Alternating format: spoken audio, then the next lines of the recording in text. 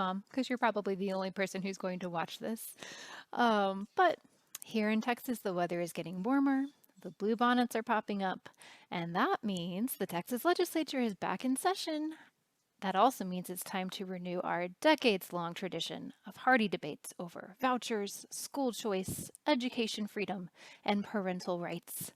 These issues are featuring very heavily in the legislative priorities laid out by Governor Abbott and his Lieutenant Dan Patrick just a few weeks ago. And with public schools caught on the crossfire of multiple controversies over the pandemic, social justice, and other hot-button issues, you can expect to hear these terms bandied about quite a bit over the next few months.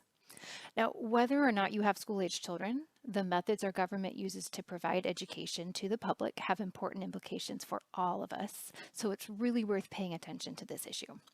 The problem is the debate over school vouchers or similar tools like education savings accounts can be really confusing to follow, and folks on both sides are insisting that if the other side wins, the consequences will be dire. It's tough to follow and figure out where to land in all of this.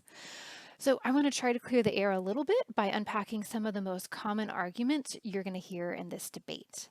I'm not an expert, but I have spent most of my life in or around public K-12 education, have studied it quite a bit, so I do have some perspectives that I hope will be helpful.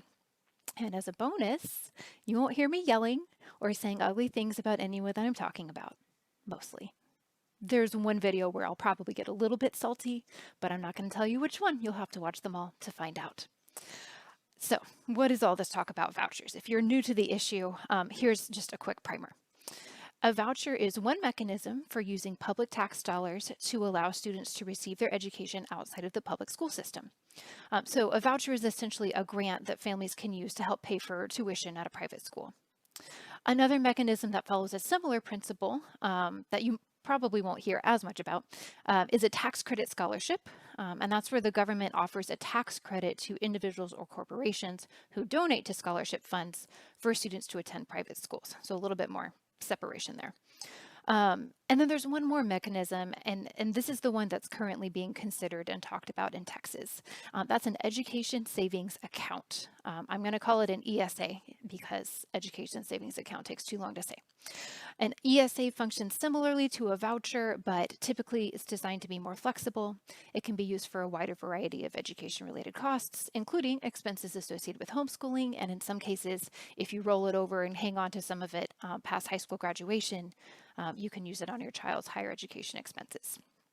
Okay, so here in Texas, as elsewhere in the US, vouchers or voucher-like policies have been proposed off and on since the 1950s. Voucher bills have been brought before the Texas legislature consistently in the past few sessions. I don't know how far back it goes, but at least since I've been paying attention over the past few years.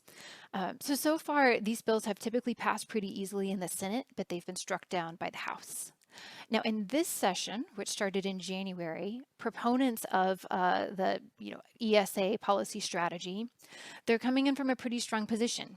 There are more complaints about public schools than ever, it feels like, fueled by frustrations over the pandemic and over social issues. And there are also more alternative educational options than ever. And we've got our state's executive leaders pushing really hard on this issue at a level that we haven't seen before. And so we really are set for a pretty big battle here. Okay, so that's the basic background. To break down this issue, I'm going to tackle a few questions one at a time, one per video, so you don't have to listen to me talking for too long at any one time. First question, is the state government even allowed to direct public dollars to private schools? And if so, what's the rationale? Will ESAs improve outcomes for the students who use them? Will ESAs help public schools and the students they serve? How will we know if ESAs are working? Will ESAs expand school choice, education freedom, and parental rights? Should we fund schools or should we fund students? And finally, what's the best way to fix our public education system? So that's what you can look forward to in the next few videos, and then I will wrap up with the bottom line. So thanks for following along. I hope this will be helpful, and buckle up.